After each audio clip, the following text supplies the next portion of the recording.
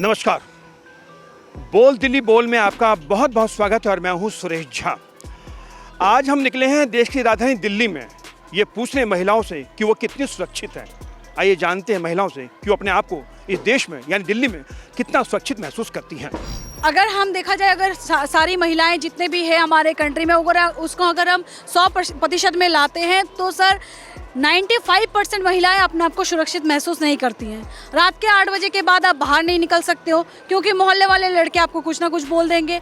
आप कहीं बाहर कंट्री मतलब बाहर कोई किसी अगर शहर में रहते हो, बड़े शहरों में, तो माँ बाप की एक चिंता होती है कि अगर उसके साथ रेप ना हो जाए, कोई लड़का उसको कुछ कर ना दे। तो ये जो चीज़ें हैं सर, ये न्यायपालिका की जो खामी है, जो हमारे उनका काम है प्रोटेक्शन देना हमें, अगर उसमें उन चीज़ की कमी आ जाती है सर, तो ये सिनेरियो जो बन रही है आजकल हमारी जगह पे, चाहे वो यूपी हो, चाहे बंगाल हो, चाहे दिल्ली हो, ये जो हब है सर, रेप करने का जो हब बन गया है ना, ये सोसाइटी की वजह से बनी है, हमारी माइंडसेट की वजह से बनी है।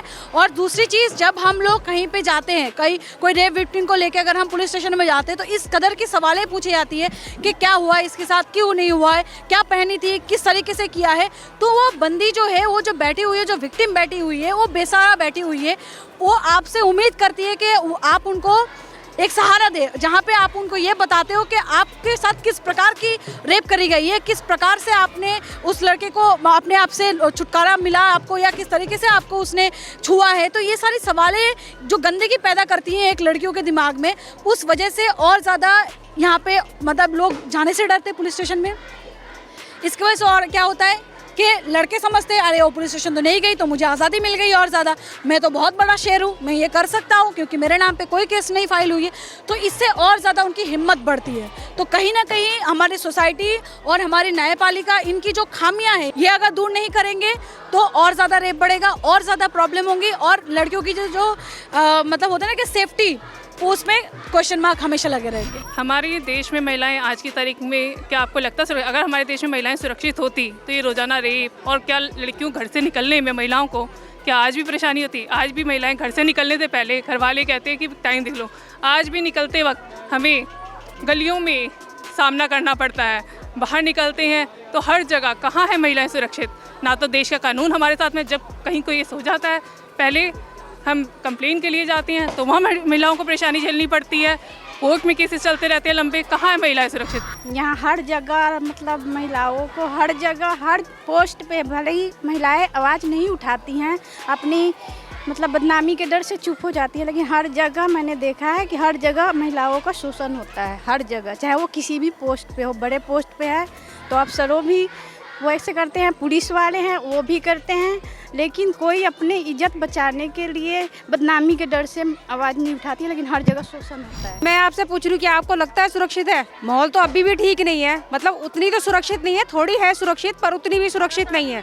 अभी कुछ दिन पहले एक वीडियो चला, मैंने देखा था फेसबुक पर, जिसमें 2 लड़के कॉलेज से आ रही हैं और 3-4 लड़के हैं, उनको लड़कियों को छेड़छाड़ किया। जब उन लड़कियों ने गाली गलौज किया तो उन लड़कों ने घूसे लात मारे उनके पेट पे, छाती पे। कितनी शर्म की बात है। तो आप कैसे कह रहे हो कि सुरक्षित है? क्यों नहीं है? क्योंकि कोई सपोर्ट नहीं है हमारे को। हमें नहीं लग रहा हमारे को कोई सपोर्ट है, कोई साथ है। जैसे कोई किसी से कोई बात कर जाती है एकदम लड़ने के लिए आ जाते हैं। नहीं है, सब छेड़ देते हैं, कोई भी बड़ा बूढ़ा भी छेड़ देता है, कोई भी छेड़ देता है। पुलिस वो नहीं सुनती, कोई नहीं सुनता, उसको नीचे दबा देते हैं कागज को, कहीं भी जाओ तो क्या करेगी महिला? 1-2 बार ही जाएगी, बार कोई ना जाएगी वहाँ। महिलाओं की सुरक्षा जो है वो उनका अपना ही मुद्दा है।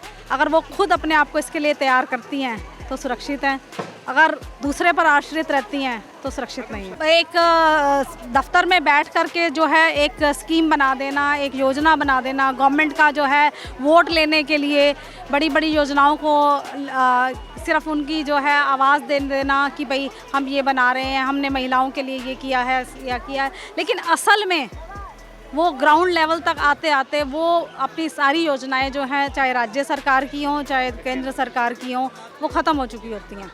वो उनका फ़ायदा जो है 1% महिलाएं भी नहीं होंगी जिनको मिलता होगा। देखिए, इस व्यवस्था में सुरक्षित तो आज पुरुष भी नहीं है, जिस हिसाब से अन्याय, अत्याचार और मनमानी सरकार की चल रही है, ना मजदूर सुरक्षित है, ना किसान सुरक्षित है, और महिलाएं तो बिल्कुल ही सुरक्षित नहीं है। क्यों? क्योंकि ये व्यवस्था जो है झूठ, फूट और लूट पर आधारित है। ये गैर बराबरी इंसान की इंसान से बनाकर, झूठ फैलाकर लूट का सिस्टम बनाए हुए हैं। तो महिलाएं क्योंकि सबसे ज़्यादा समाज के उत्थान में, समाज के विकास में योगदान देती है और सबसे ज़्यादा वेनरेबल है, सबसे ज़्यादा उसको प्रताड़ित किया जा सकता है, उस पर अधिकार जमाया जा सकता है, चाहे वो बेटी है, चाहे वो बहन है, चाहे वो माँ है, चाहे वो दादी है, सबसे ज़्यादा वो वेनरेबल है इस पुरुष प्रधान समाज में। और ऊपर से इस व्यवस्था में जहाँ पर शोषण और अनाचार, दुराचार एक ऐसी चीज़ बन गई है जिसको कि मान्यता मिल गई है, संस्थागत हो गई है।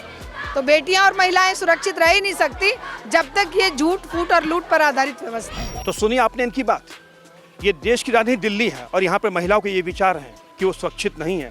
इनको सुरक्षित का माहौल कैसे दिया जाएगा, कैसे सुरक्षित अपने आप को महसूस करेंगी, ये बहुत बड़ा सवाल खड़ा होता है हमारे समाज के लिए, हमारी सरकार के लिए। कैमरा पर्सन राहुल के साथ सुरेश झा, ABN न्यूज़, दिल्ली।